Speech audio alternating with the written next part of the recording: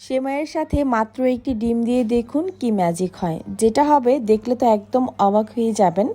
মাত্র 10 মিনিটে তৈরি করা যায় আর খেতে অসম্ভব মজার হয়।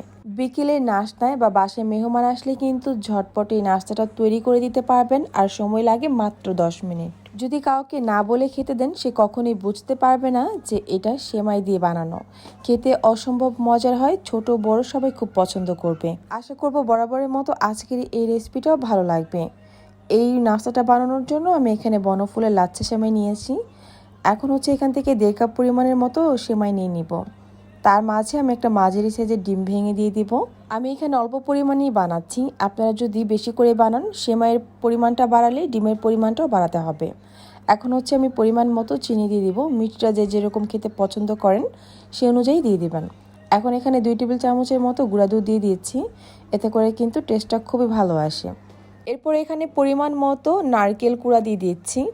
নারকেলটা দিলে এই নাস্তার টেস্টটা বেড়ে দ্বিগুণ হয়ে যায়। চেষ্টা করবেন একটু নারকেল ব্যবহার করতে, আর যদি হাতের কাছে না থাকে তাহলে না দিলেও কিন্তু চলবে। এখন সব কিছুকে খুব ভালো করে আমি মেখে নিব।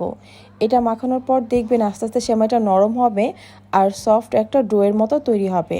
যদি এই পর্যায়ে আপনাদের মনে হয় ডোটা এরকম সফট হচ্ছে না বা ড্রাই, তখন আপনারা আরও কিছুটা ডিম দিয়ে দিতে পারেন। তাই চাইলে আপনারা আগে থেকে একটা ডিম ভালো করে ফেটিয়ে রাখবেন, সেখান থেকে অল্প অল্প করে দিবেন, এতে করে ডোটা পারফেক্ট হবে। তা না হলে কিন্তু একটা ডিম দিয়ে দিলে ডোটা একদম পারফেক্ট না হতে পারে।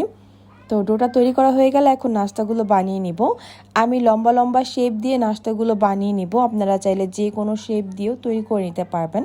আমার কাছে এই শেপটা সবচেয়ে সহজ মনে হয়েছে, আর একটু অন্যরকম, তাই আমি এরকম লম্বা লম্বা করেই বানিয়ে নিলাম।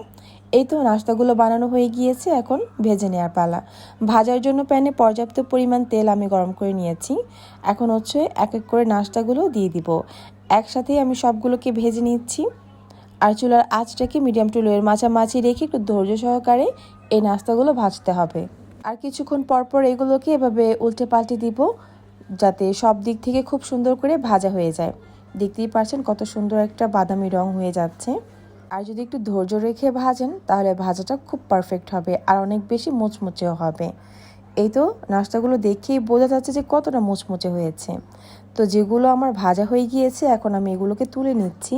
কি ভাবছেন খুবই কম সময়ে বাচ্চাদেরকে কি মজার নাস্তা দেওয়া যায়, বা অতিথি আসলে আপনারা চাইলে কিন্তু এই সেমাই দিয়ে নাস্তাটা দিতে পারেন। এটা কিন্তু অসম্ভব মজার হয় আর বানানো তো খুবই সহজ, সময়টা একদম কম লাগে। আর কাউকে না বলে যদি খেতে দেন সে তো কখনোই বুঝতে পারবে না এটা লাচ্ছা সেমাই দিয়ে বানানো। খেতে কিন্তু এক কথায় অসাধারণ, একবার হলো বাসায় ট্রাই করে দেখতে পারেন। আশা করব আমার আজকের এই রেসিপিটা সবার কাছে অনেক বেশি ভালো লাগবে। তাহলে আজ এখানেই বিদায় নিচ্ছি, আল্লাহ হাফিজ।